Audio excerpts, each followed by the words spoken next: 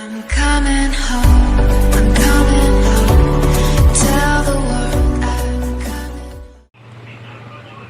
নমস্কার বন্ধুরা, আজকে আমি কাতলা মাছের তেল দিয়ে তেল পটকা চচ্চড়ি বানাবো। তার জন্য আমি নিয়েছি কাতলা মাছের তেল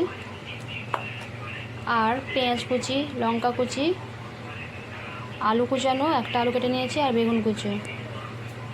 এরপর আমি একে রান্না করে নিচ্ছি। প্রথমে আমি কড়াই তেল দিচ্ছি, অল্প পরিমাণ তেল দেবো, যেহেতু এটা তেলের চচ্চড়ি হবে তো ওই তেল থেকে তেল বেরোবে, তাই আমি অল্প পরিমাণে তেল দিলাম, 1 চামচের মতো। তারপর আমি ওর মধ্যে আস্তে করে মাছের তেলটা ছেড়ে দেব, ছেটকাবে এটা আবার।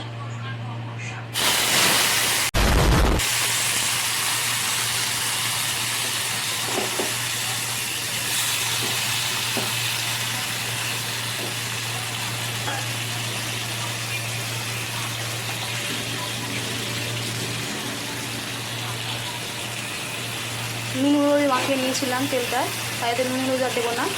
তো ভালো করে একটু ভাজা ভাজা করে নিয়ে একটু নেড়ে ছেড়ে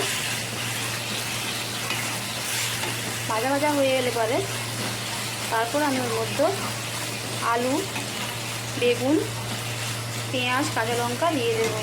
প্রথমে একটু ভালো করে একটু নেড়ে চেড়ে একটু ভাজা ভাজা করে নেব। ভাজা ভাজা করলে ওর মধ্যে তেল বেরোবে। A few moments later.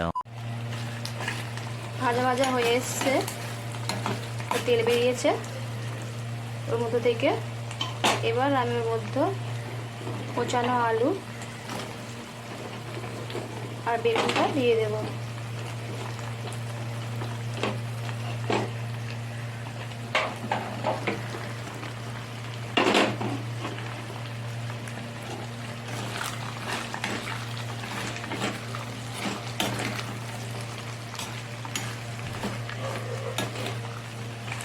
আলু বেগুনটা একটু ভেজে নেব, তারপর ওর মধ্যে একটু স্বাদ মতো নুন দেব।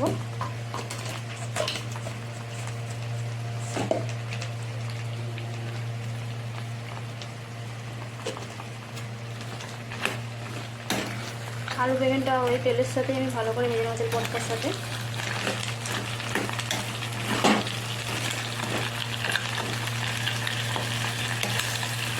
বেগুনটা ভাজা ভাজা হয়ে তারপর আমি দেখছি কতটা কি হচ্ছে।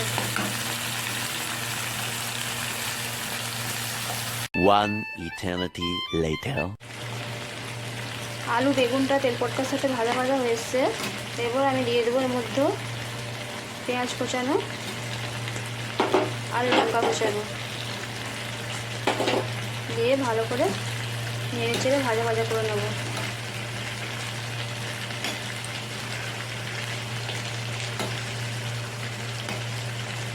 A few moments. One eternity later. তেলের চচ্চড়িটা হয়ে গেছে, এবার আমি এটা নামিয়ে নেব। দেখুন আমার মাছের তেলের চচ্চড়িটা হয়ে গেছে। দুপুরে গরম ভাতের সাথে খেতে খুবই ভালো লাগে। আপনারাও বাড়িতে এইভাবে বানাবেন। আর ভালো লাগলে লাইক, কমেন্ট ও শেয়ার করবেন। আর নতুন ভিডিও পাওয়ার জন্য মনীষা বেলা চ্যানেলে সাবস্ক্রাইব করে রাখবেন।